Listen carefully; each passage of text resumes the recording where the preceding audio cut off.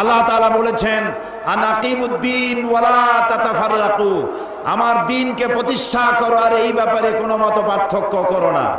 জামাত ইসলামী বিগত অর্ধ শতাব্দী পূর্বে এই উর্বর জমিনে তাওহীদের বীজ বপন করেছিল।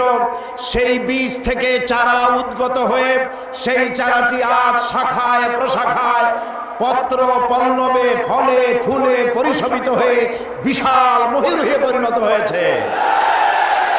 এই জামাত ইসলামের একজন নগণ্য কর্মী হিসেবে আমি নিজেকে ধন্য মনে করি, আল্লাহর শুকরিয়া আদায় করি। জামাত ইসলামী দ্বীন প্রতিষ্ঠার প্রচার প্রসারে বিগত অর্ধশত বছর ধরে এই দেশে কোনো হাঙ্গামা, কোনো মারধর, কোনো সন্ত্রাসী তৎপরতা চালায়নি। সম্পূর্ণ গণতান্ত্রিক পদ্ধতিতে গণতন্ত্রের বিকাশে দ্বীন প্রতিষ্ঠার জন্য একদল সুশৃঙ্খল কর্মী বাহিনী তৈরি করেছে সারা দেশ জুড়ে।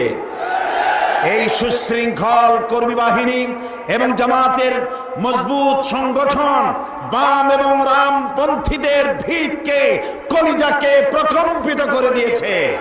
তাই তারা আজ লেগেছে জামাতের পেছনে।